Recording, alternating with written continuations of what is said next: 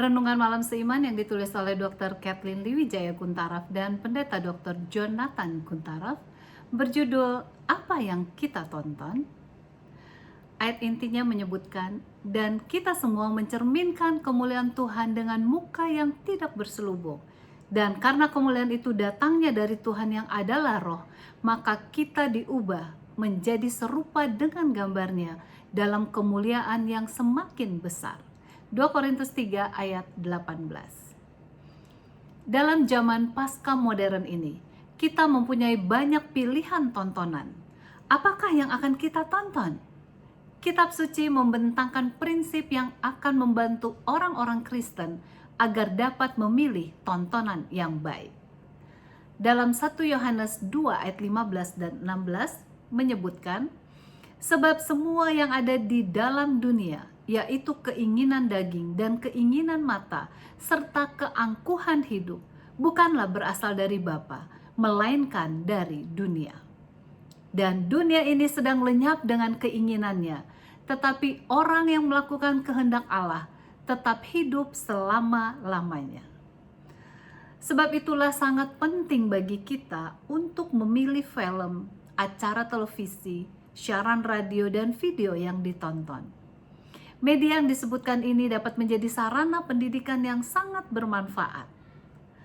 Pada saat yang sama, media ini telah mengubah seluruh atmosfer dunia modern kita dan telah membawa kita untuk lebih mudah mengadakan kontak dengan kehidupan, buah-buah pikiran maupun aktivitas yang terjadi di seluruh dunia.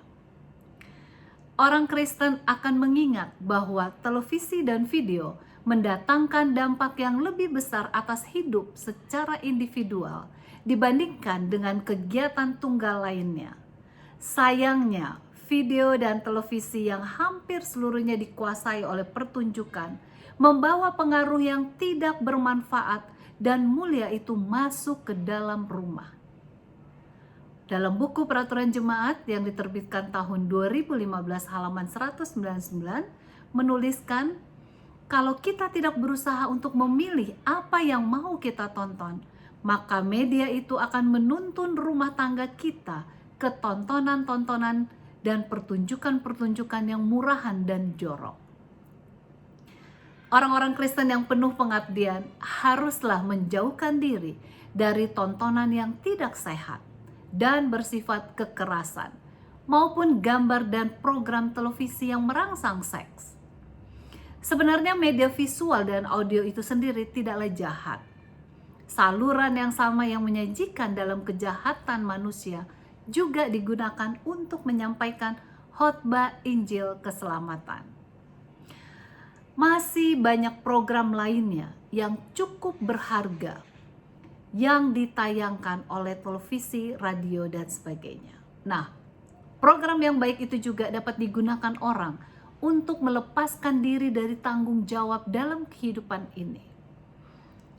Orang Kristen bukan saja perlu untuk menegakkan prinsip mengenai apa yang akan ditonton, tetapi juga harus menetapkan batas waktu mereka untuk menonton, supaya pertumbuhan rohani, hubungan sosial, dan tanggung jawab kehidupan tidak terabaikan.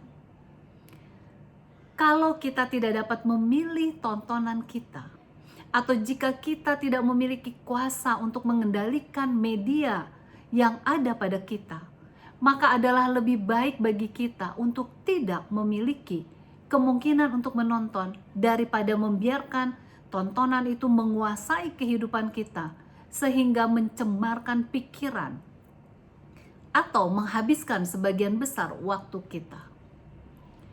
Semoga teknologi membawa kita untuk datang dekat kepada Tuhan daripada menjauhkan kita daripadanya.